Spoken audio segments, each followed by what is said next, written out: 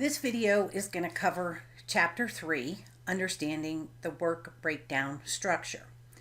So in the challenge exercise, what we're going to be doing is developing the work breakdown structure.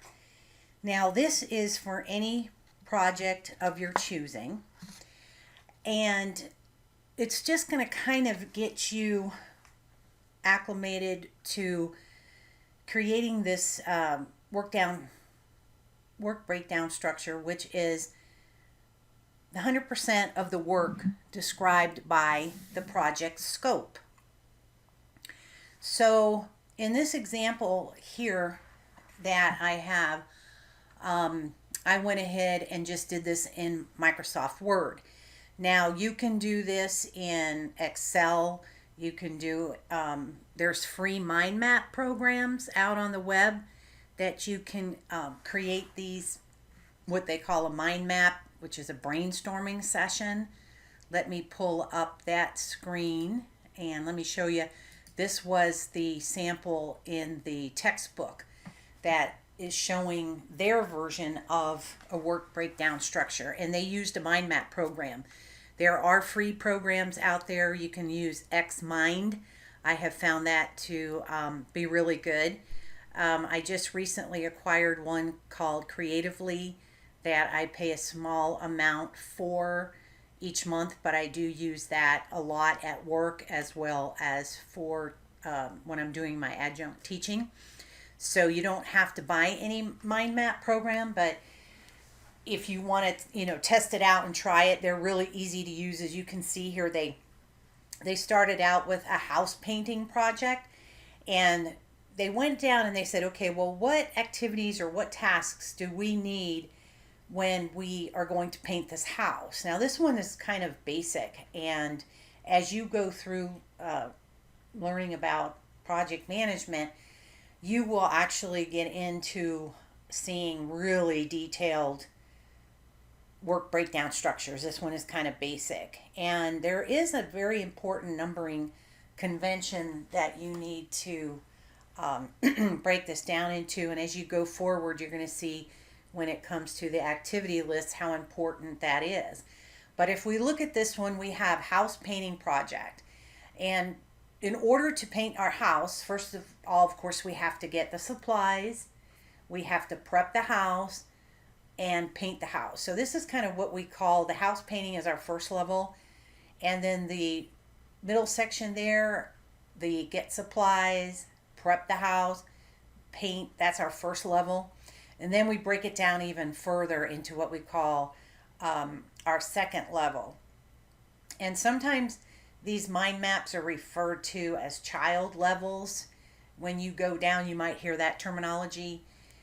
So get the supplies, you have to list the supplies, buy them, sand the house, etc.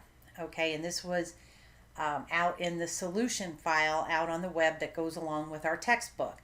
Now what I did just to make up an example to show you here is I just came up with planting a garden. So my first, first level here, plant a garden. Okay, that's my whole topic. The other one was painting the house. Okay, so I broke this down and I said, okay, well, what do I need to do first of all, when I plant this garden? And I started breaking it down to first levels and then second levels. Okay, and the naming conventions are very important when you look at these work breakdown structures. Okay, so first of all, for mine, it could be finding a location. That's the first thing I have to do. Where on my property am I going to plant this garden? And I have to consider, I need it, to be in a sunny location, especially if I'm going to be planting vegetables. Is there access to or near water? Can I get my hose over there to water, or am I going to use some kind of irrigation system? And you can go in and break these down even further. And as you get more involved in project management and you get involved in more larger projects, you're going to see how these are broken down even into more levels.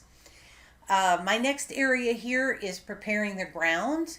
So I'm going to break that down even further. I need to clear out any weeds or debris, clear out any rocks, till the dirt.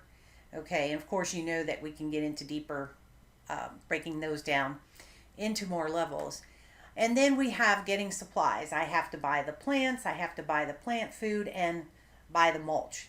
So that's just a simple basic work breakdown structure, which is all you need for this exercise. And you can use any topic that you want. Just kind of break it down. Sometimes as you go through and build these, you'll go back and you'll say, oh wait, I forgot something I need to add up here into the find a location, and then you can just keep adding on to these. And like I said, they can get, really involved and detailed, but for now, you only need to do something simple and basic at this. Just make sure that you think about it and break these down into more levels. And when you start putting these items into the Microsoft project software, you're going to see that this is considered the whole project, and then these are tasks. So you're going to have find a location will be a task, prepare the ground, get supplies. These items 1.1.1 is a subtask of finding a location, as well as 1.1.2. And then you have another task, 1.2, preparing the ground. These here are all subtasks of this task. And then you have get supplies. So as you start putting projects in and start building schedules, you will see how this works when you actually get in there and start building the schedule in the actual software. Now you can do this in Word just like I did. That's all that's required of this exercise. Or you can go ahead and you can type this up in Excel if you wish. If you want to try out a mind mapping tool, it's not required, but you can. I think you will enjoy playing around with that. If you don't even want to do it for this exercise, just download a free one. There's many free ones out there. Look for some open source ones that do not have any cost to them. Like I said, I used Xmind a lot. And you will find, I think you'll find that you will use mind mapping tools in a lot of other areas of your life, even just doing tasks lists. So that's all required of this assignment. And once you complete that, you just go ahead and post that in the assignment Dropbox. There is no Microsoft project file that needs to be attached to challenge number 3, which is on page 40 of your textbook. Thank you.